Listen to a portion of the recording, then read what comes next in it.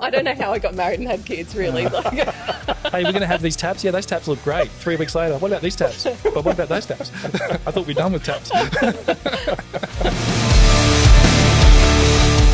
Hello and welcome to Level Up with Duayne Pearce. My dream is to improve the residential building industry for all involved. Throughout this podcast, we're going to be chatting to all types of industry experts to make sure that builders, tradies and clients all have a fantastic experience.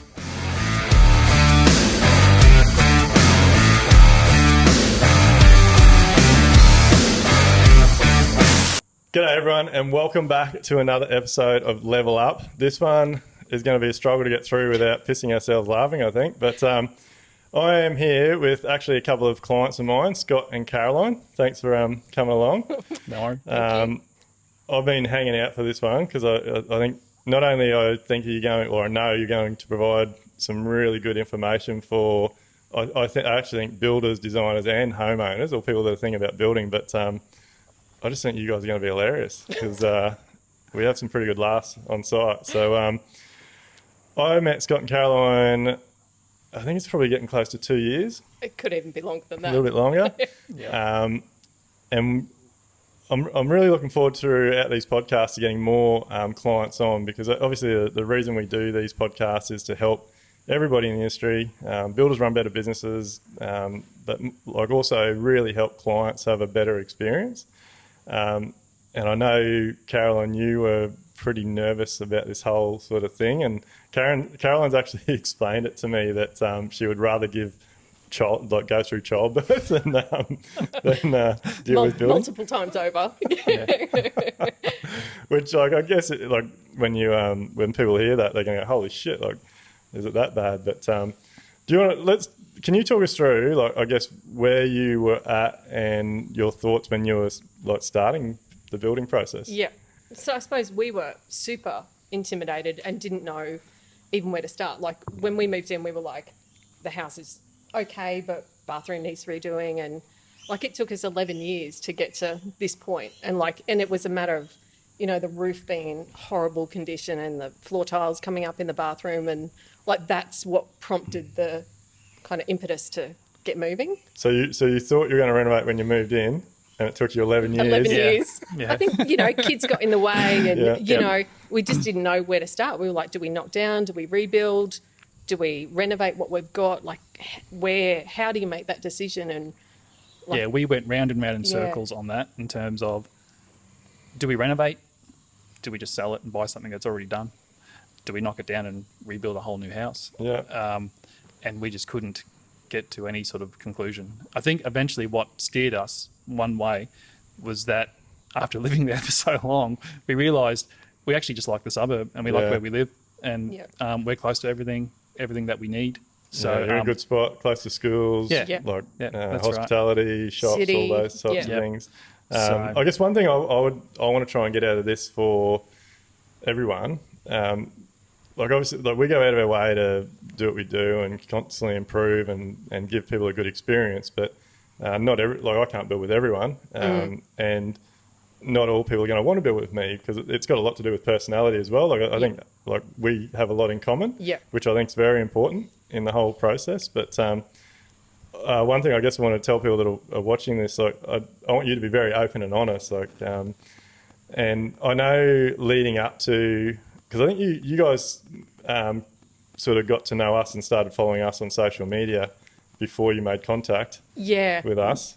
Yeah, and I think at first it was kind of through Amelia that we got to kind of hear about you and followed it that way. But I think in that beginning stage it was like full on just looking at YouTube stuff and, and just being like, oh, that's awesome. Yep. That's what we're looking for, that kind of level of quality and the detail and all those kind of things. And that for us, as I was saying, if someone said to me, I found my builder through social media, I'd be like, you're a fucking idiot. What are you doing? This is heaps of money. Yeah. But... Look, to be honest, I would say 4 or 5 years ago, I would have thought that as well. Yeah. But I think that's a new word of mouth. Yeah. But you guys also, you did one of Amelia's courses, didn't you? Yeah. Yep. So I started listening to Amelia's podcast and loved the podcast and kind of chewed that up and then went and stalked her at the renovation show and had a chat with her afterwards, and she put me in contact with you guys. But I think it was just that process of kind of learning more in the podcast and then joining the course, the Yeah. online course. And Actually, just sorry to cut you Yeah. off. Is that where we met? Did I first meet you at the Reno Home Show? I met Amelia first, and I think I went to the next one and you were there. Yeah, right. So Yeah. look, for those watching that maybe don't know, so Amelia is Amelia Lee, the undercover architect. So she's on a mission to, she has all sorts of online courses and programs and things, and she's on a mission to make the experience for homeowners better and educate homeowners on Yeah. what they should be looking out for. So Yeah. she obviously did a really good job. Like you got a lot out of her course. Tons and tons. Like, you know, the Facebook lives, like the course is amazing, the podcasts are awesome, but being in the Facebook group, like just having those really detailed questions answered for me was really helpful, because that's some of the stuff that, you know, we got stuck. Like I joined that at the same time we started like exploring designers and builders and that kind of thing. But yeah, like without those resources, like I would have been totally lost. I had no idea where to start, you know. Yeah. And so, Scott, how have you found the process? Like you've been pretty involved the whole time. Like we get the odd client that it's like it might only be one of the two, and like we always sort of try and encourage that it's all parties, because it just makes it easier for communication and that. Like, but it's been good with like you two. All meetings have been together, and like everyone's had input. So Yeah. Well, you just said it, communication. I mean, that's been what's been really valuable from my point of view is the communication we get from you in terms of the whole process that we're going through, and just just the simple things like sitting down and just explaining things that to you are just second nature, but to people like us it's like, okay, I'm going into this blind, hope this is going to be a great experience. For me it's been really valuable to have a company like yours and a person like you who just communicates every step of the process of what we're going through the design phase and then through the quotation, then now that we're on site. I guess for me personally, I didn't want to miss out on any of that. I mean, because it's fun in a way. I mean, it's up and down. Well, it's a roller coaster. I think it should be fun. Like our aim is to make it as enjoyable as it can be. Like at the end of the day, building is stressful. Like we've had there's been a few little things that are come up. I now that I've done it for so long, I think a lot of it, like people engage interior designers and all these other professionals and that to help, and a lot of the time it does come back to what you've already sort of thought. It's just that you want that reassurance that you've done the right thing. But if it's not that, it's, I guess, like you guys come through our PAC process, so you paid us to be involved through the design, and Aaron Wales. So Amelia did initial design on your place? No, Aaron did. So it was just Amelia's input was like the learning and the podcast and all that course. But Aaron did the initial design, and then we had Amelia come in and do a design review with us. And so that was super helpful. But a lot of what, there was definitely some feedback in that, but a lot of what was really beneficial for me, I think, because I've listened to all the podcasts and everything, was reinforcing that, like, that design is a good design. Like, that's the way forward. Like, that was really reassuring for us to go, yes, okay, we're nailing it. Yeah. And, like, so we went through the PAC process. You paid us to be involved and work through that. And, like, costs are such a huge part of our industry, and it's a big part of why people make decisions. And like, just to give the people that are watching and listening a bit of a background, so like we got your job to a design that you guys were happy to move forward on. We put some costings on. It was a little bit over, and we pulled it back. And like part of our process is educating people that it's not actually over a budget, or the budget's not confirmed until we actually go to contract. So there's a lot of, and I think it's probably a part that gets missed, and for a few reasons. I think a lot of people are in a rush to start building for one reason or another. I'm not sure. And then the other big and probably more common part of it is, like we've spoken about, like builders push. And I think it's because a lot of builders have bad cash flow. They're not running good business, and they're just screaming for the next job, and they're doing whatever it takes to try and get it. They're putting pressure on homeowners, and they're signing contracts before things are all signed off and selected, all those sorts of things, and they're just creating problems for everyone. And through that process with your place, like we discovered you guys get out and about, you like your four-wheel driving and camping. Scott wants to do some modifications to his car, so he wanted some more height in the garage. Yeah, well, I'd already done the modifications, mate, so we had to do the garage. 2-inch lift on a four-wheel drive, like, really forced the issue. But, like, if we hadn't gone through that process, we wouldn't have learned all that. And then from that, like, we're getting you more height in your garage, we're digging the existing concrete out, and through that, we're fixing water issues, we're putting drainage in, and it's sort of gone full circle. Like, it actually, the price almost come back to where it was the first time, but now it's got everything in there that you wanted and what suits you, your lifestyle. Like, and I think that's the thing. Like, it is just feels like our house. Yeah. You know, like, there's everything about it now. Like, we're super excited to get in because it feels right for us. Yeah, and there was no stone really, in my mind at least, no stone left unturned. Like, it took us quite a while to go through that process. COVID was there as well, and we all had to deal with that, and it slowed things down a little bit. But in terms of just going through that process to make sure the design was right for us, and I think we eventually got there. And, you know, apologies to Aaron Wales, we kind of pushed the envelope pretty hard on. And look, Aaron will admit, and he said this himself, that we've pushed the envelope on that house in terms of what we could do with it, and still working, you know, somewhat within the budget that we put on the table. So, but it was all worth the effort. So. And I think that, like, it's it'd be really good to get your guys' feedback, because, like, I know the process works really well. Like, I would not do it any other way now. Like, and you guys coming, like, and again, I'll just reiterate to people, like, you were very nervous. Like, I think both of you were very nervous about the process, and will it change? Like, once we sign a contract, will it change? And I think our process and all going backwards and forwards, figuring everything out, like, we are pretty good with that. But I know there's a lot of builders out there that do. They just push and push and push to get the next job.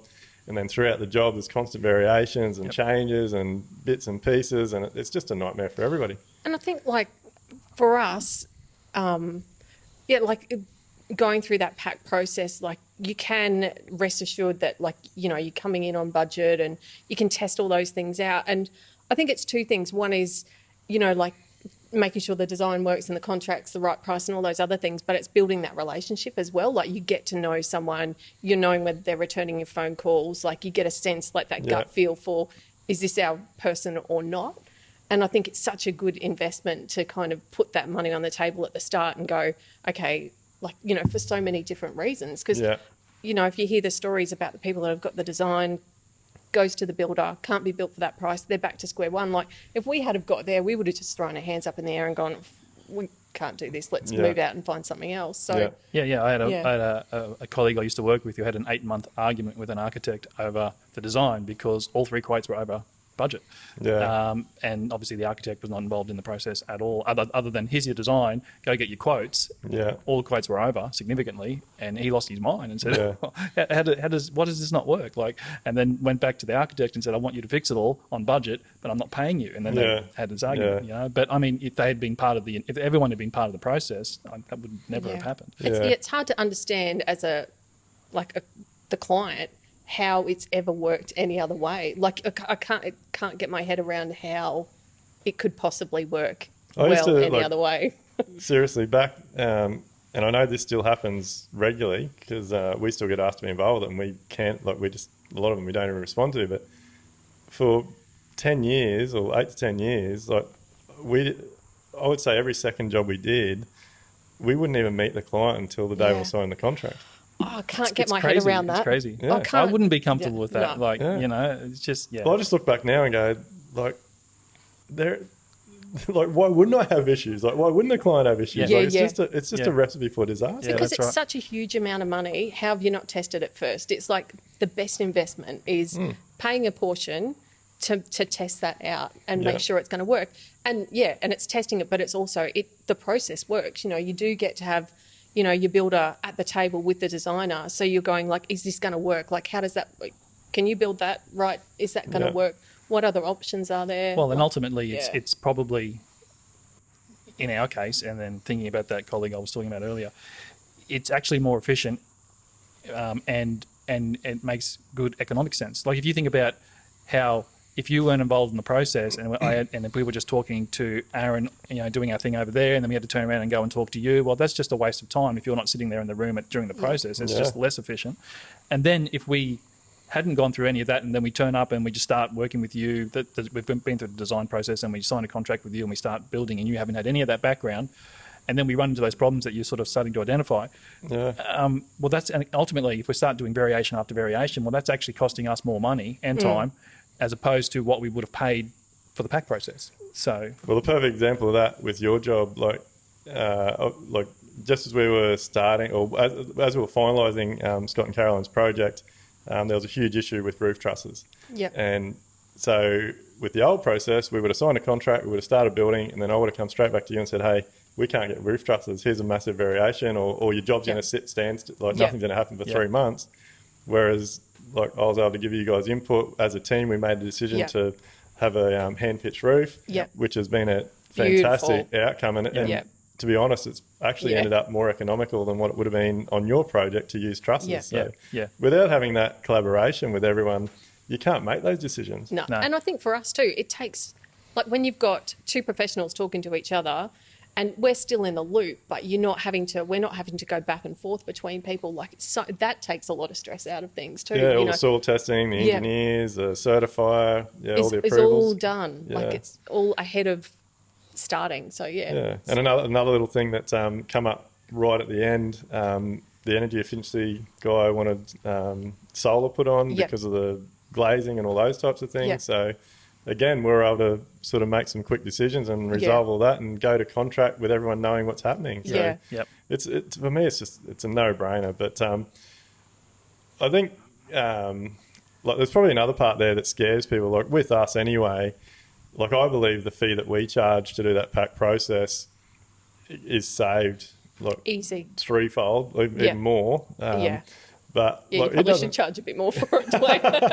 But I don't know. I guess we like to be pretty easy with people, but we don't hold people I do know there's guys out there that are charging fees that you're tied to them. But for us, it's about working through that process. If it got to a point with you guys or anyone else that I don't know, your financial situation changed, or we've actually had one today where a client, we had a design meeting this morning. It was a final review. They accepted our pricing before Christmas. We were going to contract, and they've just had such a fantastic time over Christmas. Price increases are going up. They've decided to sell the house. Yep. Right. So, and I'm all about getting people you do what makes you happy. Just because you've paid me a fee doesn't mean that I'm going to keep up a stink now and carry on. So I think it's important for people to know that if you are paying builders a fee to do the PAC process, it doesn't mean you have to build with them. If something goes wrong or something changes, and it's got to be a situation that suits everybody. Yeah, it's interesting though, because for us, we went through the PAC process, and I was worried about all of this from the start, and having a conversation with Aaron and a lot. Yeah. There was a lot of nervous emails. You should try and nervous poos, I imagine. Oh, mate. Let's go back 17 years, and Caroline's we just Where's moved in this together. going? I'll tell you, we just moved in, and Caroline's like, we had to buy a washing machine, right? Oh my god, just the decision on a washing machine. So you can imagine, escalate that to a house, mate. I wasted days on a washing machine. I'm like, fuck this. I let the washing machine come up through design. Probably. Didn't it get worked into the laundry, and you said we can't change that because it took us 3 years to decide on it? Yeah. So that's just an insight into everything else. That's just a little psychology lesson on Caroline. But I think, Aaron said to me, this is your opportunity to kind of test the waters too. It's an opportunity for you to kind of go, is this the builder for me or not? And I was like, oh fuck, what are my other options? If that doesn't work, what do I do then? Yeah. To get to the point where it's you've gone through that process and the reverse happened. It was I don't want to go anywhere else, because you've tested things out. Yeah. For me, who has to, do 6 months of research to buy the washing machine or the car or the tent or whatever it is, to go and just go with one builder. Like, we didn't get another quote. Like, that is the power of that PAC process, It's also the tile, the joinery finishes. I think so. Everything's sort of 6 to 8 months decision. Taps. I don't know how I got married and had kids, really. Like, Hey, we're going to have these taps. Yeah, those taps look great. 3 weeks later, what about these taps? But what about those taps? I thought we'd done with taps. No, look, it's and like I get that. Like I don't like, it's funny. I just look back to so many years that we had all these situations, and it really did come back because we were running a bad business. We had no cash flow. We were putting pressure on people to make decisions that they really shouldn't have been making, and I shouldn't have been putting the pressure on. But it was all about trying to keep the wheels turning. Yeah. So it's like I think it's fantastic, and I actually had a light bulb moment on Tuesday. So for everyone that doesn't know, we really push to have weekly meetings with our clients on site, and I think you guys will testament to this, but like they tend to be just a catch up. Like a lot of nothing people goes wrong. freak out and they think they're going to have to make. Well, there's been a few decisions, but I know a builder that over the Christmas break. Well, I know a few builders actually that over the Christmas break just got hammered by their clients and for silly things that, like, at the end of the day, they've put themselves in these positions, and we gave you guys a code for the gate over Christmas, and I was more than happy with that. But when you were talking the other day at our meeting, you said, like, you were on site a lot of the time, and Scott was sitting there on his camp chair, and you were ringing to say, "Hey, where are you? Why aren't you home?" And he's sitting at the house. Like, for me, that was like far out. Like, we must be doing something right because they were here multiple times. I never got any phone calls to say, "Hey, this is wrong, that's wrong." Like, there was a few things on Tuesday we spoke about, but like you left it till the meeting because you had trust in me that it would get resolved. Absolutely. So I think, like, trust is such a huge part of building, isn't it? And so many people make a decision purely based on the price and not the trust, not the relationship, not the communication. And that's a bit, I think, that gets stressful. You know, like, something can happen and you can get yourself all wound up and be like, I'm on the phone, like, I'm not having this. Like, but if you've got a relationship, you know that that's going to get sorted out. Like, whatever it is, you don't turn it into, you know, a mountain into a molehill. You kind of like, okay, it's cool. We can sort this. We'll chat when we chat. Like, just having that consistency, like the weekly meetings, it gives me peace of mind. So, like, it'd be good to get some feedback from you guys. But I imagine, like, knowing that every week you're going to get to meet on site, you're going to get an update, you're going to get told what's going on. Like, start Sunday night, Duayne, when the message, the reminder comes in on the site meetings Tuesday. Yes. Yeah, we look forward to it. You know. It's like Monday night's Yellowstone, Tuesday site meeting. This is awesome.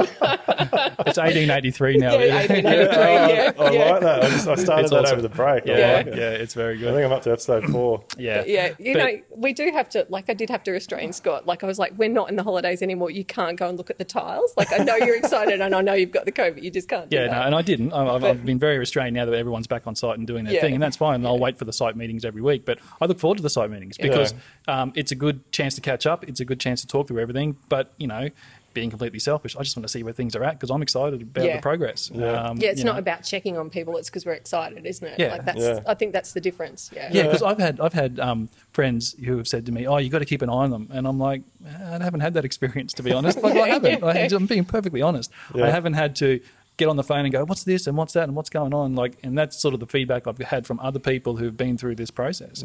And I'm just like, I haven't done that. It's all been pretty. Because we took so long and we went through everything so thoroughly, the process once you started building has been pretty smooth. Very smooth. I do think we have a lot in, like, most of our clients, we seem to have a fair bit in common. Like, and I think the fact that we've built that relationship through the process, we know a little about each other, and so the meetings aren't just about building. Like, you tell them about dropping the kids off, or if you've been camping on the weekend, or so it's. I think there's introducing us to Yellowstone. Like, thank you.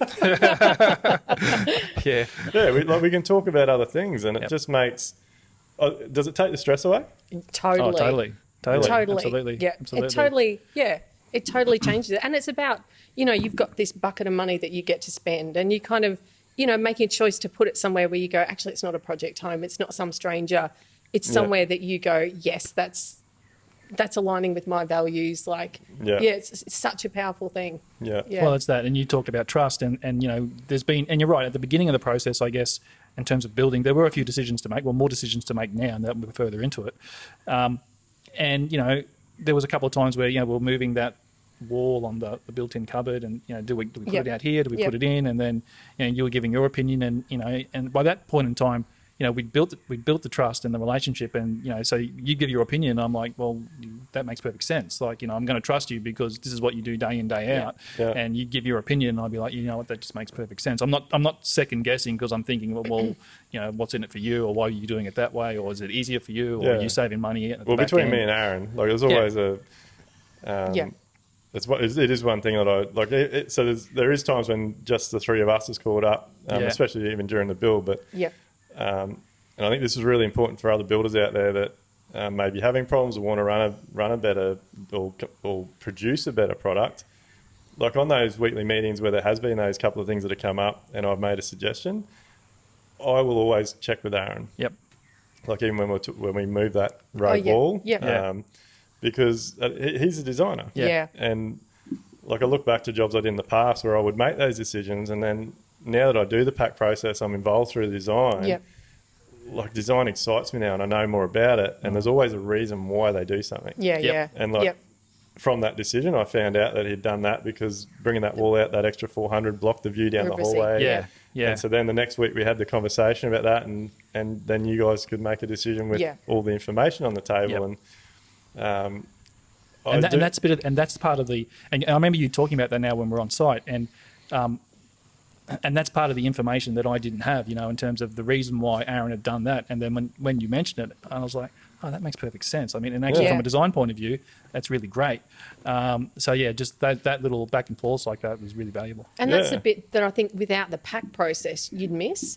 Like I rung a few designers and I was like, do you work with builders? And they're like, oh, well, I know some. And it's like, it feels like, you know, construction Tinder. Like it might work out, it might not work out. But knowing there's like a system and a process, because we couldn't manage with our job and our lack of experience trying to get two people to coordinate together. But when those systems and processes are already there, like that's the bit that appealed to me. Like it's done and they know what they're doing. They've done this before. Like we're leveraging off all of that knowledge and experience for a really small price. Well, if I come to you guys for your profession, like I've come to you for that. So I would take your advice and listen. And like, I think that's, I think like there's a lot of reality shows and things that have made our industry very hard. Like everyone thinks they're a builder. Like they go down to Bunnings on the weekend, buy all their gear and think they can throw a deck up and all this sort of stuff. But I'm really curious. So obviously we do the weekly meetings and like we are very focused on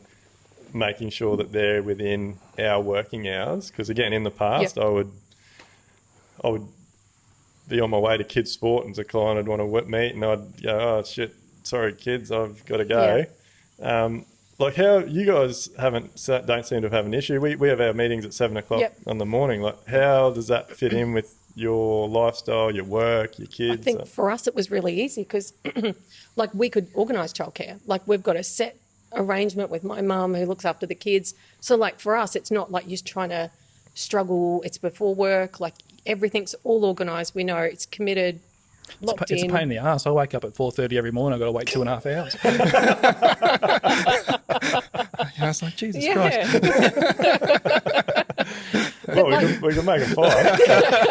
I won't be out of bed at 5. But I think the other thing, like, you know, aside from like the consistency, like for us it's like knowing, like from the outset you were really clear, this is the agreement that we signed, you know, that, you know, we don't ring on the weekends, that these are the business hours, like, and we totally respect that because we appreciate you've got family, we've got kids, we work in jobs where, you know, if someone's ringing us at 10 o'clock at night, it's like, oh, come on. What are you doing? Yeah, 100%. So, I mean, I work in an industry where people work 24/7, and if someone's trying to ring me, I've had people try to ring me at 7 a.m. in the morning, 7 p.m. at night. I'm just like, I look at the phone and go, "There's no way." Like, sorry, I've got a life too. You know? And so do you, and so does everybody else. So, like, I think technology's made it really hard, like, because, like, I only have one phone, so that phone's personal business, and so people, I think, in their mind, just know that or think that you're always going to have your phone there, and you've only got to me, you've only got to break your rule once, and they've got you, and it's gone. Your And, boundary is blurred. But I'm glad that you touched on that, like knowing that it's locked in, because for me, that's for business-wise, it just saves us so much time. Like otherwise, every week we would be emailing you backwards and forwards. When can you meet? Oh, I can't do that. Oh, we can do this. Like, and it'd take us a day to make a decision. Then we'd agree on a time, and someone would book something in. Like it's just so much easier for everybody. Yeah. And I love it. I like the fact that you wake up and you're waiting for a meeting. It's fantastic. It's a highlight of my week, which doesn't say much for my job. So, like, what's some advice, like, because, like, I know there is so many people out there that, like yourselves, have bought a house and shitting might themselves. be 20 years later that they just haven't, they don't know where to go. Like, what's your advice for someone that's sitting on the fence? Yeah, I think for me, like our neighbour said to us, like not making a decision is making a decision. And for me, like I would be kept awake at night, like with the roof thinking, oh my God, it's going to start leaking and all of those kind of things. So I think it was just having a really we just took the approach of like checking in with real estate and checking in on the price there, comparing that to what we can buy somewhere else, looking at the orientation of our current property versus what we could buy, where we'd be located, those kind of things. And then it was about just biting the bullet, because I think like we looked at project homes and things like that and they didn't really feel right for us. And cost-wise, I don't know, quality, cost, it just didn't stack up for us. I think there's two types of clients, I think. Like you're either a project home buyer or a custom home buyer. Yeah. Like, there's no in between. Yeah. Like you either don't want to make any decisions and I think a lot of it's again driven by budget, but you just want to go, see it and buy it. Yep.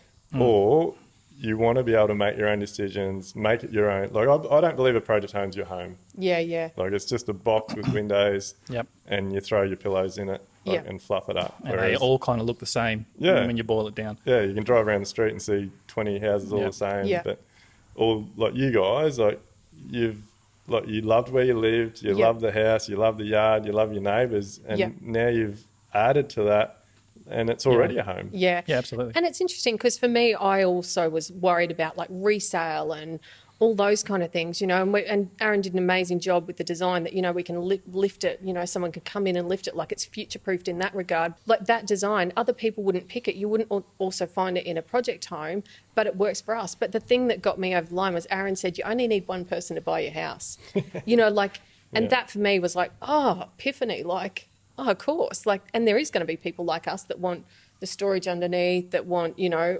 compact design that's not ginormous, that, works for us. We've still got lots of yard. So, it's like hearing those things, you go, oh, okay, yes. Well, that's right. We've still got yard. We've got 2 young kids. We've still got heaps of storage underneath. But upstairs now is just, it's twice the space we had before. And it feels like it's feeling like home already. That's why I was kind of camping out there over on the holidays. But I just like being there because I feel calm in the I feel calm in the space and it's not even finished. As opposed to before, but, it's we've had this conversation where we're on site and you look at our old lounge room and you think, how did we live in this lounge room for 11 years? It's so small. So it's just been that whole process in terms of the space. It's easy to look at a design on a bit of paper and go, oh yeah, that's all good, that's what I want. It's not till, I was sitting in the space going, okay, yeah, we got this right, It feels good. Right. But Feels good. That's a lot of credit to Aaron. I think it's something that does get overlooked. Like Aaron does put a lot of effort into, and well, not just Aaron, like a few of the guys we work with, but really finding out how you guys live. Like how he he's had to made work hard, the stairs to connect with your sorry, what was that? He had to work hard. Bless him, poor Aaron. I wasn't going to mention it. But, like he's made the stairs connect with your outdoor space. Like when we had this meeting on Tuesday, you're like, wow, we're actually going to use that more now. Like, that's right. That's right. And but simple things like, I remember looking at the stairs on the design and thinking, oh yeah, that's all good. And it wasn't until later on when I was doing some measurements and mucking around with it and realised how wide he'd made the stairs compared to what we had originally. And it's kind of just invites you to either go up or down. It's but it's only a little thing. It's only like maybe a foot wider than what the normal stairs were that we had previously. But that design, that element that Aaron brought to the table was like, wow, that's pretty. And it's only stairs. I mean, let's be realistic about it. But it all comes back to figuring out how you live. Yeah. Like when I think he learnt that you do like go from your kitchen to that area a lot, and like those stairs are going to be a thoroughfare. Like Yep. Like you don't want to be carrying that's platters, right. or if you've got a guest over, have multiple people walking up and down the stairs. And we used to sit on the stairs too, like a lot when all of us are sitting on the stairs. Kids in the backyard. Yeah, that's right. Beer. Eating dinner. The kids sometimes, yes, they do. You got to be careful. Gotta watch you be around now. What about? Yeah. But look, I think it's been fantastic. Like getting to know you guys, and then like I just love seeing you guys turn up and laugh and smile, and I still think it's hilarious. Like we were joking about it over Christmas, we were telling some people like obviously like so Amelia and I do some business together as well, and we have Live Life Build, and Amelia was up here in Brisbane to do some stuff just before Christmas, and paid Caroline a surprise visit on site. It was so exciting. And yes, autographed and signed the wall behind the fridge. Totally fangirled. I was so grumpy about that because I had to go to the bloody dentist. I remember that. I was like, God damn it. Yeah. But it's just so good to see that those relationships and like it's paid off, because you're going to have an incredible home. It's going to be comfortable. The kids are going to enjoy it. You're going to enjoy it. And I just love it. But so like people have to trust people, don't they? So that's one thing. Like if someone's thinking about building and renovating, they got to trust people. Would you recommend they do some, like look for courses or talk to people? Yeah, look, I mean, I loved Amelia's course. I've loved the podcast and all of that. And I think one of the things that I got out of it, which I feel a bit embarrassed about now, Duayne, but like it was the builder's checklist. Like, and that's one of the things I did early on. And like, that was hard to ring someone. I just was like, and I kind of, because I'd seen your social media, I was like, I feel like a bitch asking these questions, but it was really important because I knew that if like we're investing a lot of money, like I've got to just suck it and do it. And it's like if I can't ask these questions and feel okay, then how am I going to have the other conversations that might need to happen? Yeah, and it was funny answering my own questions. Like, I helped Amelia put that together. So. Yeah. It's all right, I've got a checklist. I got this. my pre-prepared answers. He had a cheat sheet. Yeah. But I think it's like to me, you using that, like a builder shouldn't feel put off by that. Like that's a step that certain people need to take to feel confident. Yeah. Like, and to be honest, if a lot more people did that, they'd probably have a lot better experience. Yeah. Like, I do think most people look at the bottom line, like without doing any homework. So what were some of the questions? Do you remember what was on that? I can't even remember. I was trying to find it actually to remember what they were, but I can't even remember. Yeah. But I know you ticked them all off okay. I was quite happy with your responses. Yeah, I think you're right, but if you were to ring a builder with those questions and they can't answer half of them, then it's a bit of a red flag, isn't it? In terms of building that relationship from the get-go. Because it takes time, you get to know each other over time, but you're not going to build that trust relationship with one phone call. Yeah. No. It happens over time, doesn't it? Yeah. Yeah. Look, I think it is no different to a first date. Like because like the whole it costs a lot more than dinner though. It's but it like where like I say to everyone, like it's always it seems to be a minimum of 9 to 12 months. Like even by the time you do the design, like that's going to be 3 to 6 months minimum, and then the build it might be 3 to 6 months. So not in our case. But like it's quite easily years. Yeah. And for that period of time, you're going to be communicating, whether it's in our situation, whether it's me, my wife Camille in the office, my supervisor, every day, whether it's email, phone call, text message. Like it's a big commitment. It is. And if you can't trust that the person you're communicating with is going to respond, going to, I don't know, I guess treat you professionally, deliver what they say. Like, there's so many red flags there that, it can be answered right from that first phone call if you know what you're asking. If you know what you're asking. And I think, like I didn't know what I was asking. That's why you need the checklist to kind of help you through that process. Because otherwise you don't know what you don't know. Like you can't you can't make a good assessment if you don't know what you're doing. Yeah. Yeah. Yeah. And then, so for you guys, like you mentioned, it was also about quality and those types of Yeah. things. But like, was there things that were a must for you? Like, was there things that you thought, like, if we're going to build, like, this guy's going to have to do this, or got it, like, I need to know this, like.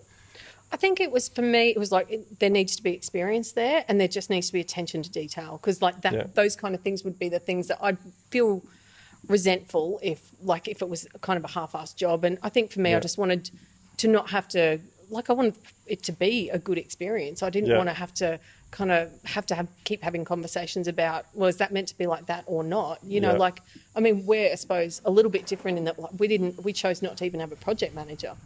You Yeah. know, like, I suppose most people should, because that is a level of protection for you as a client. But for us, I felt like Yeah. that could actually compromise it, you know, Yeah. like, Yeah. because I think we had built that relationship. We trusted you. We knew that you don't just build because of, you know, code. It's built to last, and it's quality and attention to detail. I didn't want someone else coming in going, oh, why are they doing that? And then having to go through a conversation that didn't need to be had, because it's all done really well. So, yeah. So, sorry, Scott. Oh, I was just going to say, like, for me, it was probably a different approach in terms of, I'm not huge on social media, but the things you were doing on social media in terms of trying to, you know, create change in your own industry, Yeah. and the processes that you're building into your businesses, for me, that's awesome, because, you know, I would imagine, this is just me speaking off the cuff, I would imagine that, you know, for some elements of the industry, you get probably not positive feedback about that. I do. To put it, Yeah. bluntly, you know, but if you're prepared to take that on and cop the flack anyway, because you know what you're doing is right, and you believe in it first and foremost, then, you know, that for me is, well, that's awesome, because the guy, you know, I think to myself, well, this guy believes in his processes, is trying to make change for the better of not just himself, but for the industry as a whole. And whether you cop flack about that or not is, you know, I'm sure you do, but you're going to do it anyway because you believe in it. Yeah, and so right. if you believe in it, then I'm going to believe in it, because I'm thinking, well, that's the sort of guy I want to work with, because you know, it's a character thing. I'm glad you touched on social media, because I hated social media. Like, when it took me like 5 or 6 years to even get on Facebook, and then when I did, it was only communicating with family, and like, we had a marketing girl working for us at the time that was just always on my back. Like, you need to get on here, you need to do this, you need to do that. And I know most people don't believe this, but like, I am that guy at the party that just likes having a casual conversation with people I know. I don't like getting in my comfort zone, but the reason it's grown to where it has is because I am so passionate about it, and because I want to change an industry. But it's also because it attracts people like yourselves. Like, if I didn't put myself out there and show people what I did on my jobs, I wouldn't get great clients like you that because I believe by putting what I put on social media, I'm attracting people that have similar interests to me, that have similar personalities. Yeah. So straight off the bat, we get on. Well, because I can see that you're trying to make improvements. You're not like, oh, it's going to sit on the fence because we've always done it this way, so let's just keep doing it that way. Well, that's not good enough for multiple industries, not just building, or life in general, really, if you boil it down.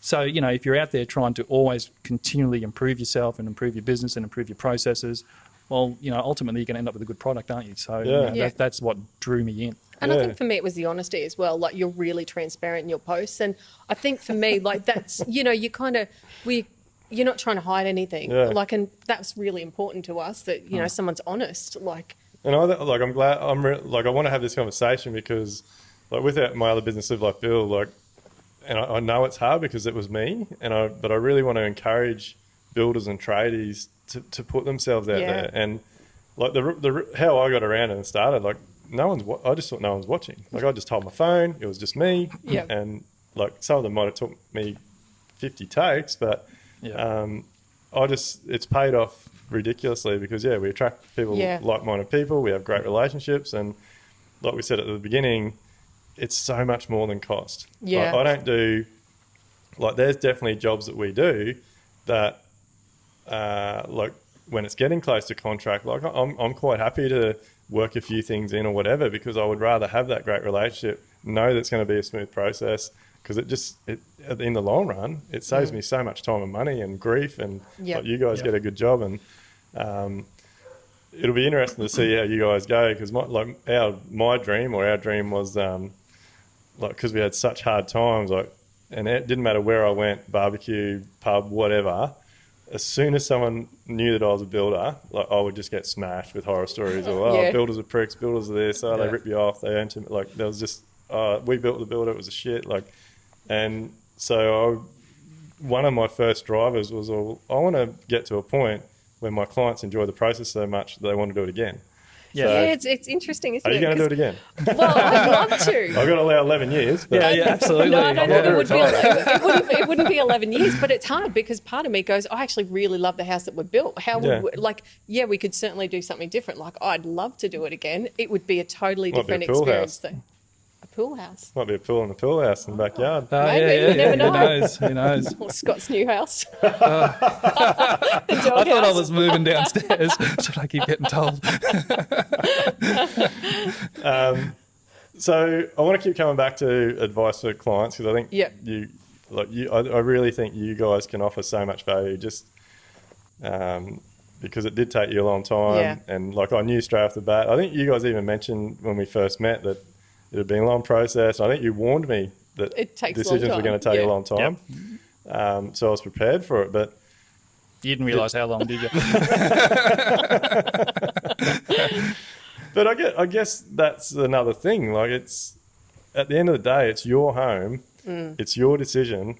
If you take 2 weeks or 2 years, I think though, I needed that timeline. I could have taken forever to keep this going. And going over the minutiae of the details and have I got it right and all that kind of stuff. But I think there came a point where it's okay, we've got space for you in the schedule. This is the slot we've allocated you. Or the other option is these ones a bit further along. And I was like, oh man, no way, I'm not waiting. And even that wasn't quick. I think even that was 3 or 4 months. Yeah, we've got a spot in 3 or 4 months. Yeah. So I think that kind of got to hurry on for us, didn't it? But I guess some of that. So there's certainly that element to it in terms of our approach to it. But at the same time, and you've mentioned this, Duayne, in terms of you've got to a point where you're now running a good business, more efficient business. So you're not pushing us to sign a contract because, if your business is running well, you don't need us to sign a contract right now. And if the process is working out great, sure, you want us to sign a contract in 6 months or 2 years. but you're not hounding us with phone calls saying, you need to sign now, we need to get started, or you're going to miss this or miss that, or whatever the case may be.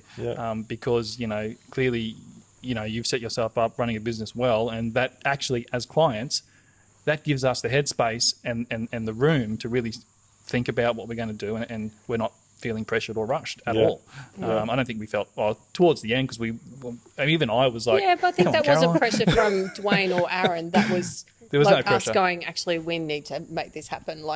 My mum would say to us, your camping setup is better than your house. Get a hurry on. Whatever you pick is going to be fine. Stop stressing over the details. And I think in the end, it was okay, I need to make some quick decisions. So it was about pulling in some other professionals to help us with that. The exterior paint was one example where we paid someone to come in and give us a hand. And she came with a colour atlas and brush outs and was able to really help us through that process. And it just happened so quickly because they know what they're doing. And she was able to kind of go, you kind of responded like this to this colour and you responded like that to that colour. And I'd be like, oh yeah, you're right. I think that's really important. I think so many people just try and pinch too many pennies. Yeah. And you've got to spend it. Yeah.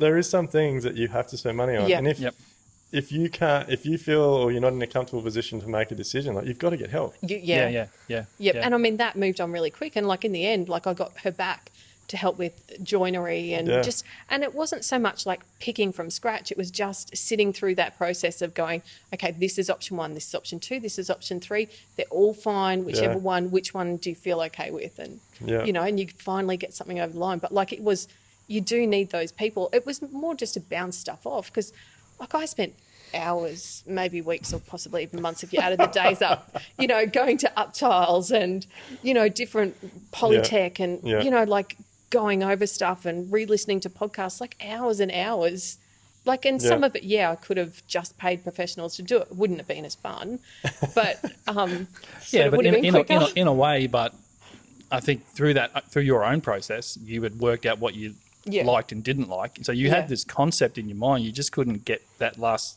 couple of steps. So what was the process? Bottle of wine, sitting down with some cheese. Like, No, it just, I it was tapped just out. kept going back to Scott. Scott, what about this one? I tapped out by then, mate. Am I going to put the telly on mute again? Come on, what are we talking about here? yeah. But I know there was definitely times where you called me and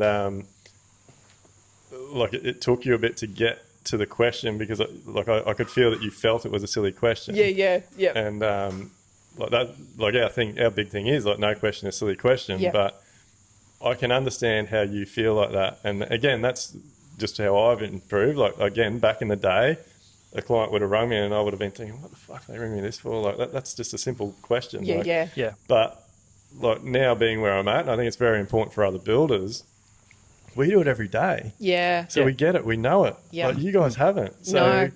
And it's a big decision. Like if you put the mixer in the wrong spot, like that can be it just will impact you for such a long period of time. Like you just so badly want to get it right, but you don't know. Like I remember being on site and with the plumber, and it's like, do we put the mixer here and here or here and here? And I remember just thinking, oh fuck, I can't make this decision. And I just remember, sorry, Scott, looking at Duayne and going, oh my God, help me out. Like, and he was like, we normally do it here and here. And I was like, okay, good, excellent, done. yeah, but we gave you options, we talked you through it. Absolutely. And you let us know why. And like, I think that's really powerful because we don't understand. Like we do need that stuff explained to us because we don't know. And I mean, I think a lot of it's hard because it comes down to your personal choice, doesn't it? Like, do you like the colour blue or do you like the colour green? Like, you can't make that decision for me, but you can tell us about, like, this is going to be better for these reasons or this reason or because you don't need to reach around as far and whatever it is. But, we do need lots of walking through and support around that stuff, I think. It's the pragmatic stuff. Yeah. Like at the end of the day, it's a custom home. So to me, there is no standard. Yeah. Like, you can have the tap wherever you want it. Yep. But it sounds funny, but like it all actually comes back to the way we do things because of those weekly meetings. Yeah. And again, in the past, I would have been rushing through those meetings because I had something else I needed to try and fix or put out or whatever. But like we knew that walkthrough meeting was coming up for a long time. We get the plumber there. Yep. And like the way I look at it is I would, because I know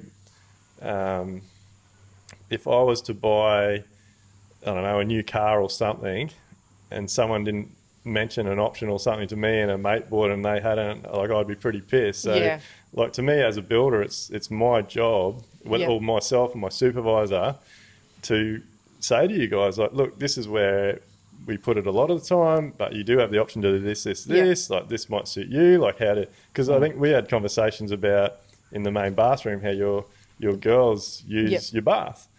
And that's got a lot to do with like where the bath ended up, the size of the shower screen, where the taps ended up. Well, we ended up changing the size of the bath. Which was the right decision. It was, And I just know there'd be so many builders out there that would be so pissed that the job gets to a stage and the client's like, hang on, I don't like that. You're going to have to pull that bath out or whatever because they don't take that.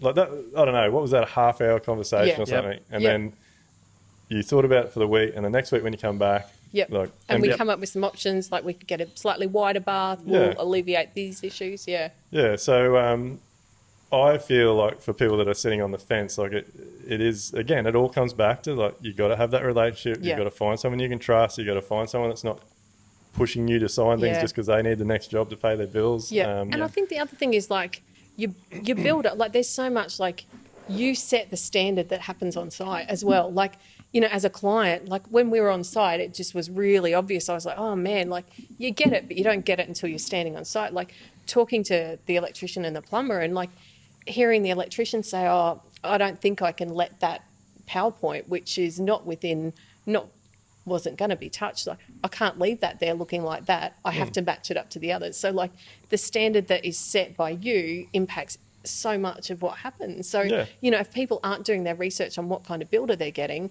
then you're settling for whatever trades he is happy to let come through.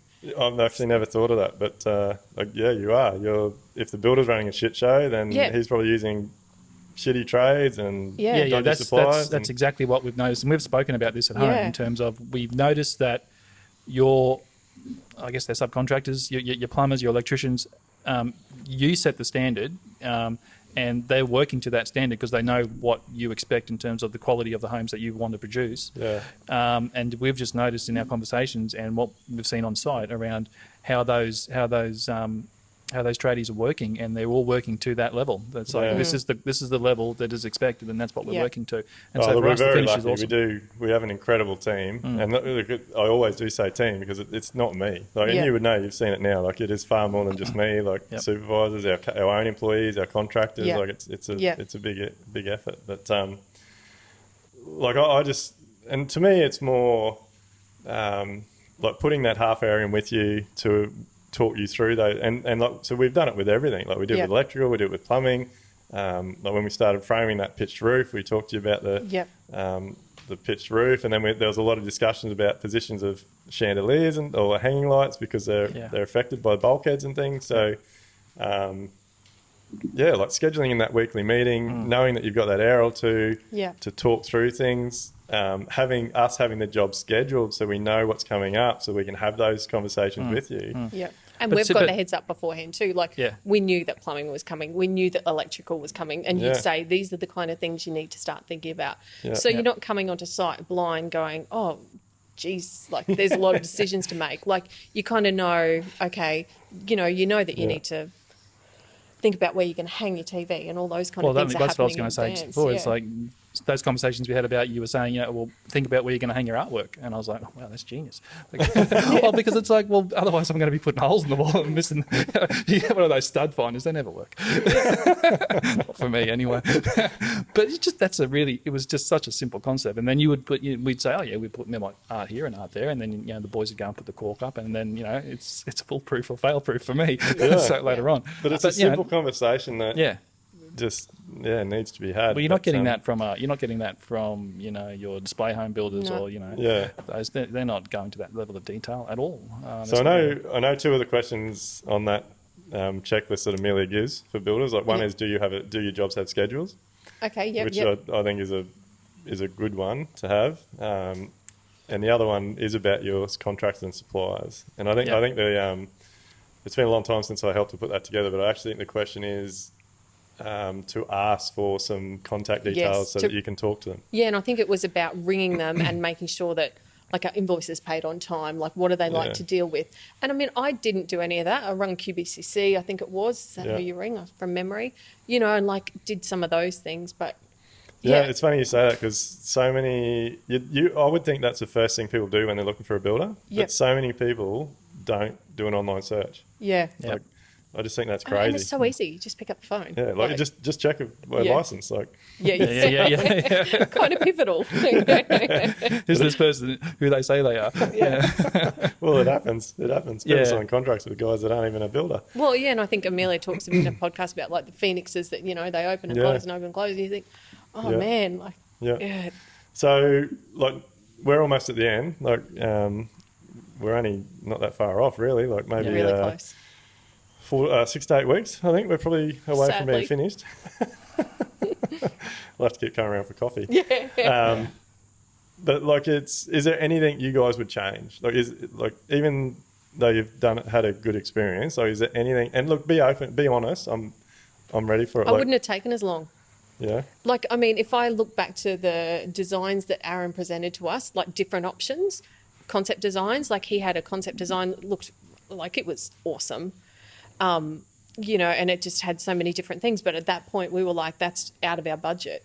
Yeah. Like, and if we had have moved quicker, we probably, for what, because there's been so many price increases, like, we could have gotten close to that if we had have made quicker decisions. And I think, I remember posting once in Amelia's Facebook group, like, I need a kick and a kind word because, like, I just cannot move forward. And it's like, you need to make these decisions. You're going to have price increases. And I know that that's part of, what you were saying all along was, we can see these things coming, like, get on that September schedule because these price rises are coming. And like for me, that was terrifying. It was like, oh my gosh, how much is this going to go up? And so I think it's just move. Yeah. Like, don't get stuck, just move. Find a good builder, find a good designer, and keep moving. Yeah. What about you, Scott? Probably the same. Yeah, it's probably the same. We should have moved a little. It would have been good to move a little bit quicker. Yeah. But having said that, You're married to me. that's right. Yeah, the washing machine. It hurts so much. But no, yeah, I guess it's like we really wanted to get it right, and I feel like we have. Yeah. But there's also an element of, it comes back to what you just said, Caroline, about just getting that good team around you and building that trust and ensuring that, you're really just listening and taking all that feedback on board and making sure that, you're working with people who are just going to give it that honest, straight feedback and there's no hidden agenda, and that you can just sort of take that on board and make those decisions quickly, because I'm not second guessing myself. Well, I guess we second guessed ourselves in between what we wanted and what is that right for us, essentially. But we weren't second guessing the advice we were getting from you and Aaron, because the relationship was there. So that for me, that was good. I think that is tricky. It is like we've got youngish kids. They're almost 11 and almost 8.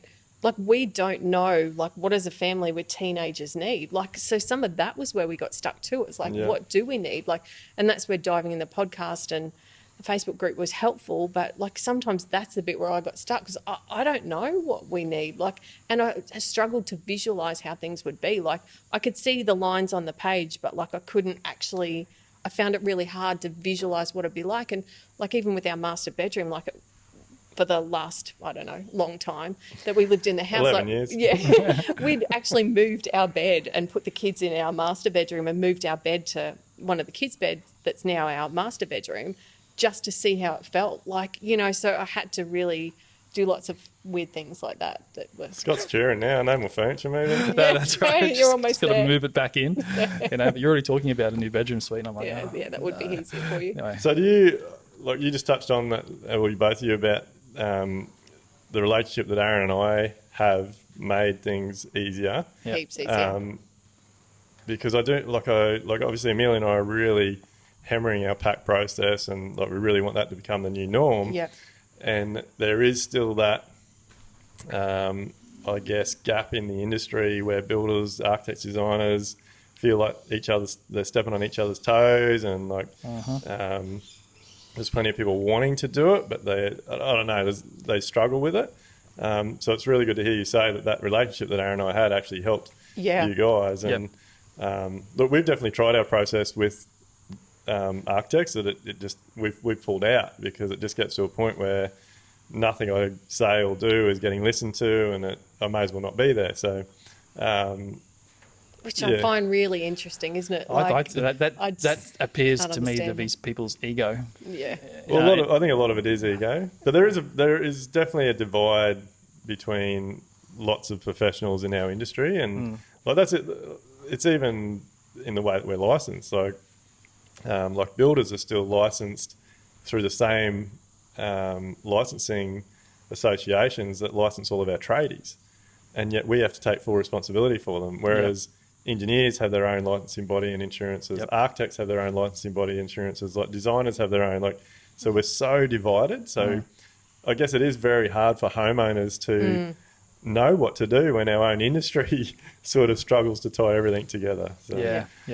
And I mean, look, I don't know how you solve that quickly, but if anyone's listening and is working in the industries you've just talked about, I mean, I just think if you're not cross-referencing each other in terms of having those conversations and building those networks with people that you trust, I think you're probably selling yourself short. Yeah. I mean, you don't go to McDonald's and get a burger and then run back round and ask them to take the pickles out, do you? Like, I mean, and that's how it is.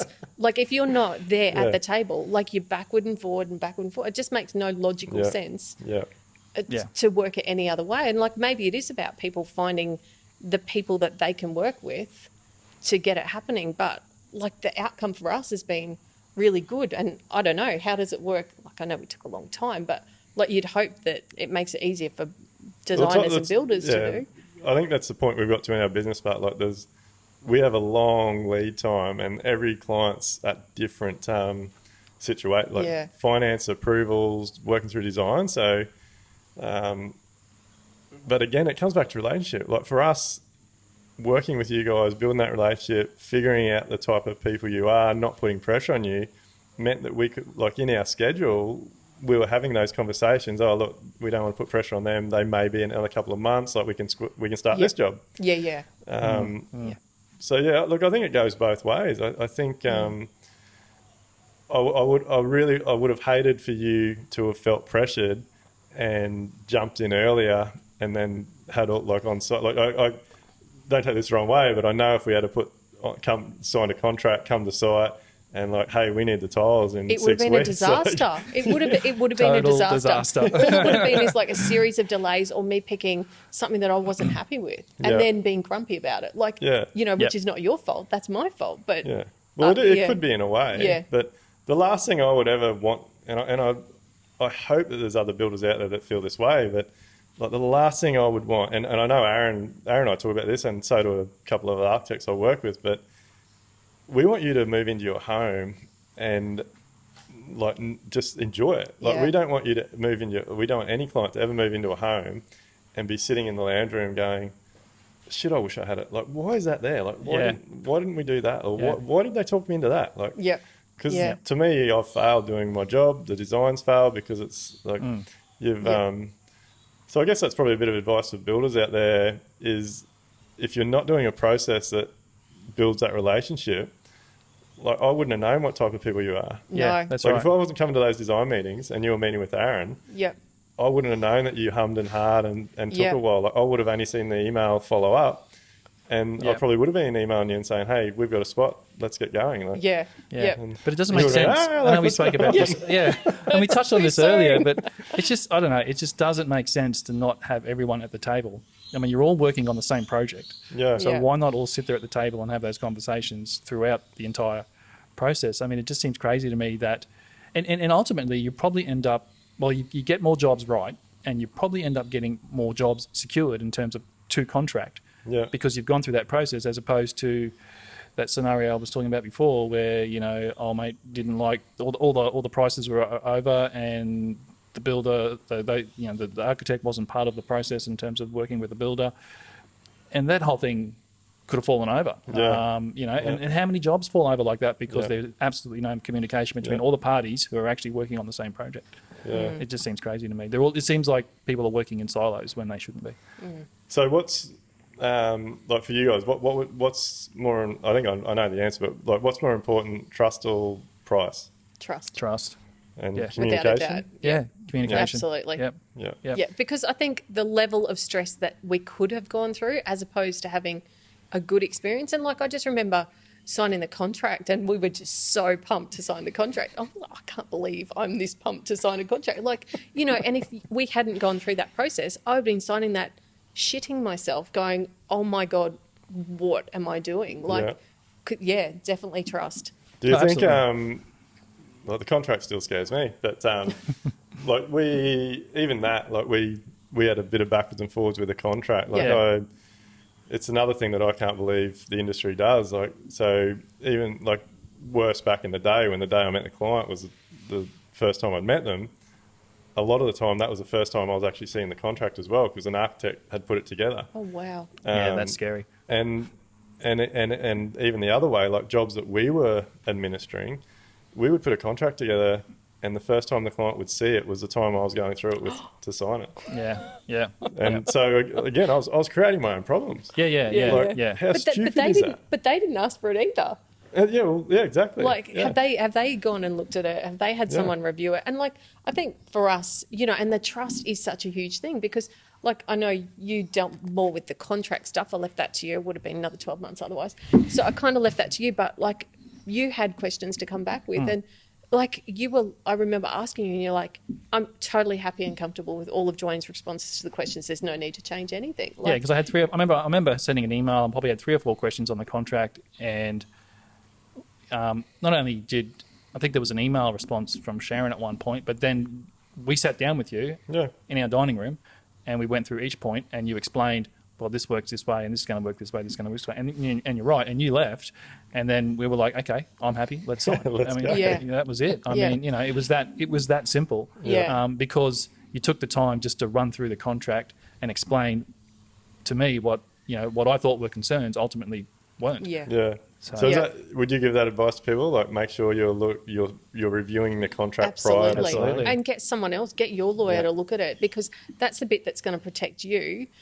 And then when you've got those things are clear, like, it's all written down. It's like, it's not just some handshake. Like, that's what you're relying on. And you can just move through problems then, because it's like, well, what does the contract say? And like, hopefully you never, ever have to do that. Yeah. Like, that's the aim, isn't it? You don't go in going, how much can I nab them for? Or, No, but- the aim is to get through it. But And if you've got a builder who can't explain the contract to you, that's a red flag. I'm serious. Well, because, I'm sure builders are out there and they can build houses and do all these amazing things with their hands and the tools and all the things that I can't do. But, if I had asked questions about the contract to you and you were like, oh, I've got no idea, I mean, I would have been like, oh, my God, now I'm stuck. Because there's some horror stories in our industry. Like, I know builders that can't read their contracts. Like, they don't put their hand up and admit to not being very good with reading and spelling and all those types of things. And I know one in particular. I think he's retired now, but he actually used to get his supervisor to read him through the contract, so that he could sign it with the clients. And look, it's quite sad, but it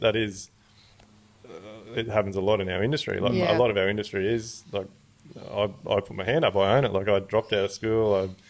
Like, it's funny because my 11-year-old brings the shit home from school now, and I'm like, oh shit, that's too hard. Give that to mum. yeah, know that feeling. But I think we don't expect builders to be everything. Yeah.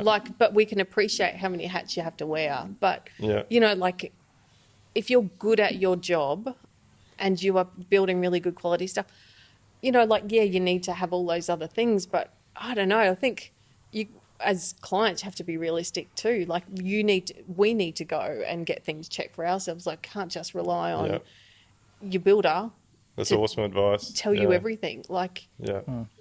It's funny, isn't it? Because even like 9 times out of 10, even in the medical world, like, you might get told something by a doctor and it might be serious, and you might go and see a specialist, get a second opinion. yeah. Yep. And yet with building, and you're talking huge sums of money.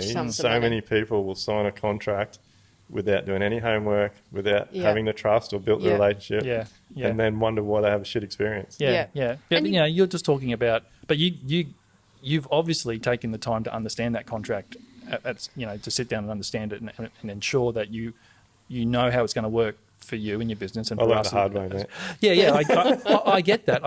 But how many people are not doing that? Like, you're talking about that other builder who didn't understand it. Fair enough. I totally can appreciate that. But it's probably not that hard to make the effort to sit down with other people who do understand it and just say, talk me through it. I'd want to do that if it was me. I don't need to be the expert or know every single clause back to front, but at a high level, if you can start to understand how it works operationally once the job starts, it's probably going to save you a lot of time and stress. I think a lot of people throw their hands in the air, put it in the too hard basket, and blame. Like, when things go wrong, they say, I didn't understand it. Like, like, to me, I got to a point in my life and my business where if you go to court, that's not an excuse. You can't sit in a court and say, I didn't know the contract I signed. It's too late. And like you just said, you don't have to be able to interpret the whole thing.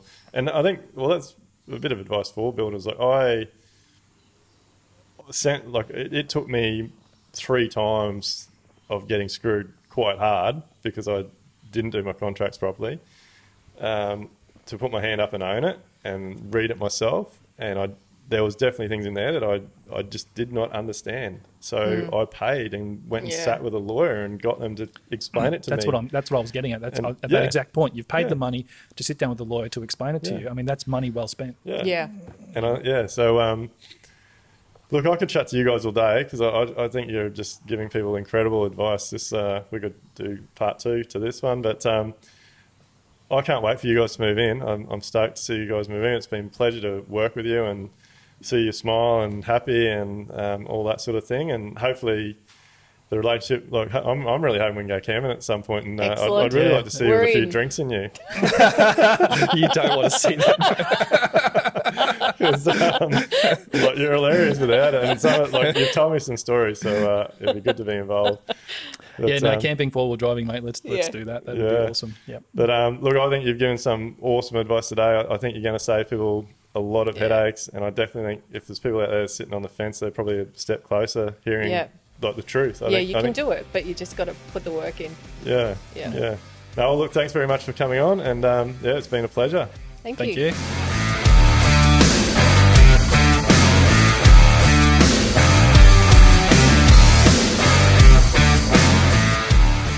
Everything discussed during the Level Up podcast with me, Duayne Pearce, is based solely on my own personal experiences and those experiences of my guests.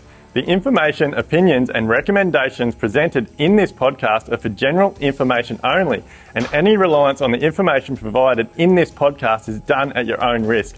We recommend that you obtain your own professional advice in respect to the topics discussed during this podcast.